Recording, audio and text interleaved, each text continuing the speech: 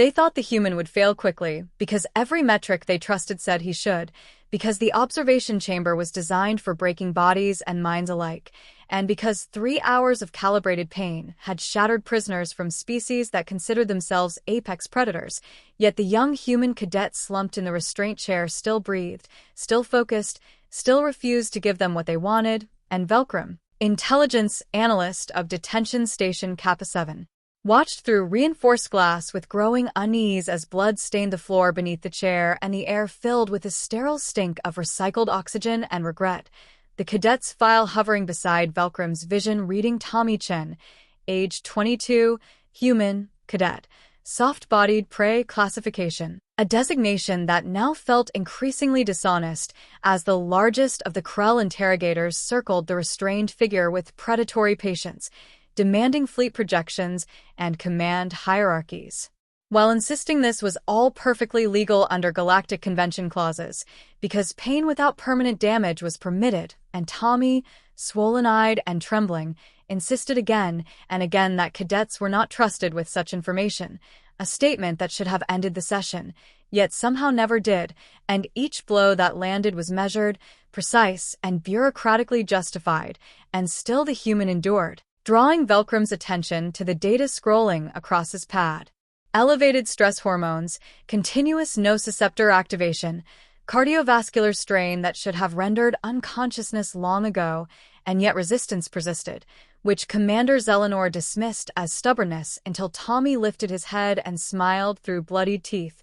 not defiant but amused, laughing softly as if privy to a joke no one else in the room understood, warning them they had already made a mistake. A statement that Velcrum logged as psychological denial until the alarms began. First ignored, then noticed, then impossible to dismiss as explosions rippled through lower decks, emergency lighting washing the station in red as security channels erupted with panicked reports of a single unauthorized intruder, human, female, civilian, advancing through the station with no visible weapons and no regard for suppression protocols. And Velcrum felt a chill settle into his thorax as he turned his gaze back to Tommy, who had gone perfectly still, recognition replacing pain in his eyes as he whispered a name with something dangerously close to fear, and then the feeds resolved into clarity, showing a compact human woman moving like a force of nature through armored corridors, redirecting larger bodies with efficiency that defied station doctrine,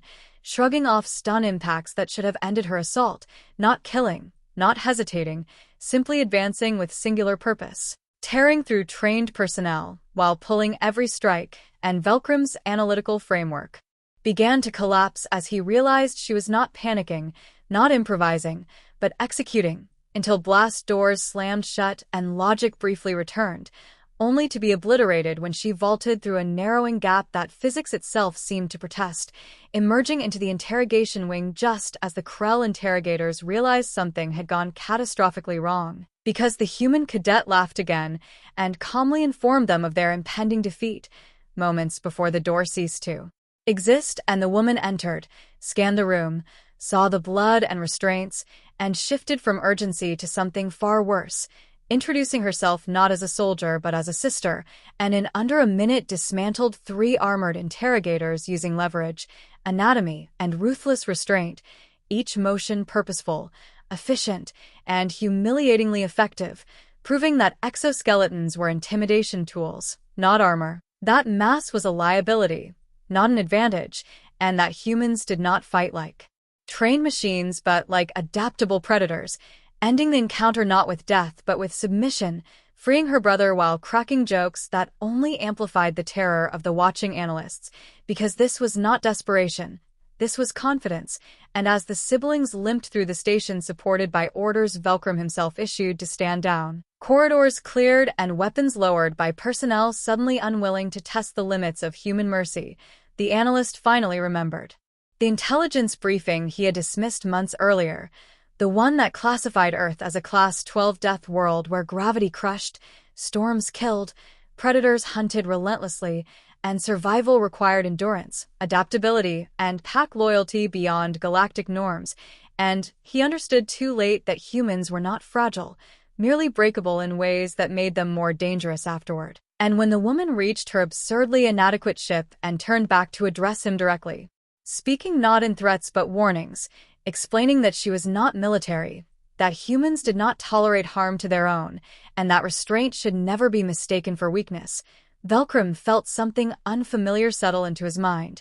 Not fear of the individual, but fear of the species, fear of what would happen if humanity ever stopped holding back, and as the ship departed and the alarms faded into silence, he wrote his report carefully, not as justification or blame, but as a plea to future analysts, documenting that a single human, motivated by family, had rendered an entire station helpless without killing anyone, and concluding with the only recommendation that made sense: never underestimate a species that evolved on a world trying to kill them daily. Never assume softness means weakness, and never, under any circumstances, harm a human and expect their pack not to come, because they always will, and when they do, mercy is a choice, not a limitation.